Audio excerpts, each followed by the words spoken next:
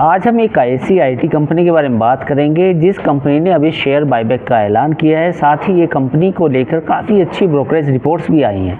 हालांकि ये कोई बड़ी आईटी कंपनी नहीं है, लेकिन इस स्टॉक्स में कहीं ना कहीं री-रेटिंग होते हुए नज़र आ रही है और इस कंपनी का नाम है ईक्लेरेक्स सर्विसेज लिमिटेड। बेसिकली ये आईटी कंसल्टिंग कंपनी है और ये एक मल्टीनेशनल कंपनी है। साथ ही जो इसके ऑफिसेज हैं वो मुंबई और पुणे में हैं और ये कंपनी फॉर्च्यून 500 कंपनीज़ को बिजनेस प्रोसेस मैनेजमेंट, ऑटोमेशन और एनालिटिक्स सर्विस प्रोवाइड करती है। तो इस कंपनी ने अब शेयर बायबैक की जो है वो ऐलान किया है। साथ ही कहा है कि उनके बोर्ड ने शेयर बायबैक को मंजूरी दे दी है।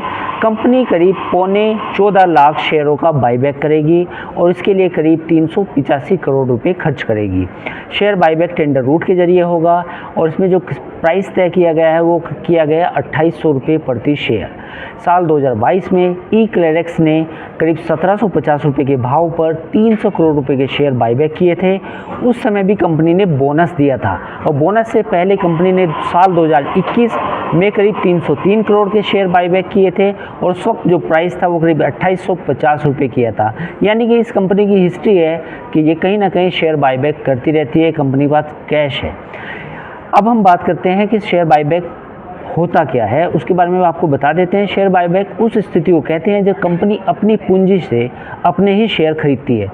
बायबैक का मतलब ये होता है कि कंपनी मानती है कि बाज़ार में शेयर कम भाव पर मिल रहे हैं और शेयर बायबैक से कंपनी का इक्विटी कैपिटल कम हो जाता है, तो बाज़ार से वापस शेयर खरीदे जाते हैं और उनको खारिज कर दिया जाता है। बायबैक से किए गए शेयरों को दोबारा जारी नहीं किया जाता। इक्विटी कैपिटल कम होने से कंपनी के शेयर की जो आमदनी होती है, जिसको ईपीएस कहते हैं, वो भी बढ़ जाता है और बायबैक के बाद शेयर को अच्छा पीई भी मिलता है। अगर हम बात करें गुरुवार को यानी कि कल, इस स्टॉक्स में करीब 5% की तेज़ी आई और ये 2411 रुपये पर बंद हुआ। ये स्टॉक साल 2024 में अगर हम रिटर्न की बात करें तो इसमें रिटर्न अच्छा खासा नहीं रहा है। ये स्टॉक करीब 5.5% का एक नेगेटिव परफॉर्मेंस दी है। साथ ही अगर हम 1 साल या 5 साल की अवधि की बात करें तो उस मामले में इस स्टॉक्स में कुछ अच्छी तेज़ी हमें देखने को मिली है। यानी पिछले 12 महीने की अगर हम बात करें तो इस स्टॉक्स में करीब 80% की तेज़ी देखने की मिली है।